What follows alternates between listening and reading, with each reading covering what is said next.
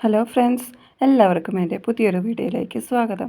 ഇന്ന് ഞാൻ ഉണ്ടാക്കാൻ പോകുന്നത് മാമ്പഴപ്പുളിശ്ശേരിയാണ്. അതിനായി കുറച്ച് മാങ്ങ എടുത്തിട്ടുണ്ട്. അത് നന്നായി വൃത്തിയായി കഴുകിയതിന് ശേഷം തൊലിയൊക്കെ കളഞ്ഞെടുക്കുക.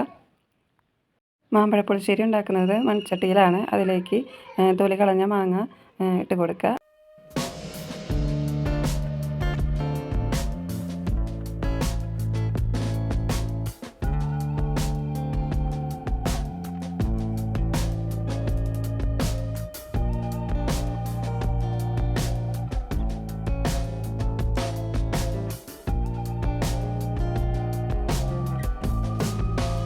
അതിനുശേഷം അതിലേക്ക് കുറച്ച് മഞ്ഞൾപ്പൊടിയും മുളക് പൊടിയും ആവശ്യത്തിന് ഉപ്പും കൂടി ചേർത്ത് നന്നായി മിക്സ് ചെയ്തെടുക്കുക.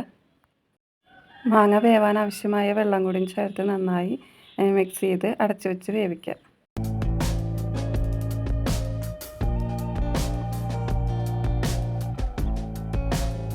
ഇതിലേക്ക് 4 പച്ചമുളകും കൂടി കീറിയിട്ട് കൊടുക്കുക. മാങ്ങ വേവുന്ന സമയം കൊണ്ട് നമുക്ക് ഇതിലേക്കുള്ള അരപ്പ് റെഡിയാക്കി എടുക്കാം.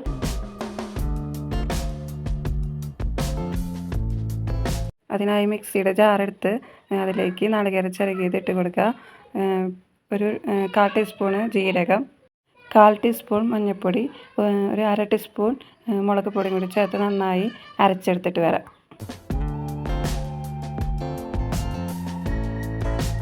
അങ്ങനെ നമ്മുടെ അരപ്പ് ഇവിടെ റെഡി ആയിട്ടുണ്ട്. ഇനി നമുക്കത് തുറന്ന് നോക്കാം.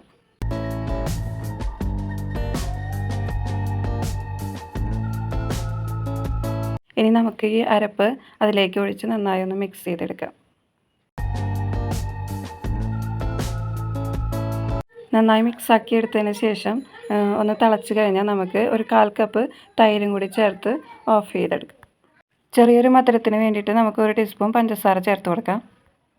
തൈര് ഒഴിച്ചതിന് ശേഷം തിളയ്ക്കാൻ നിൽക്കേണ്ട, അതിന് മുമ്പ് തന്നെ നമുക്ക് ഓഫ് ചെയ്ത് കൊടുക്കാം.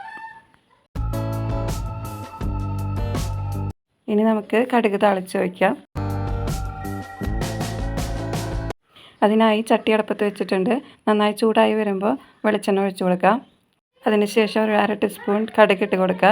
നന്നായി പൊട്ടി വരുമ്പോൾ അതിലേക്ക് ഉണക്കമുളകും കറിവേപ്പിലയും ചേർത്ത് നന്നായി മിക്സ് ചെയ്തെടുക്കുക.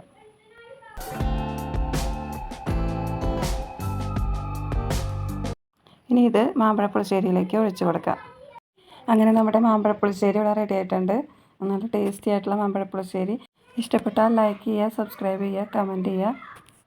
ഇനി നമുക്ക് അടുത്ത വീഡിയോയിലൂടെ കാണാം. ബൈ.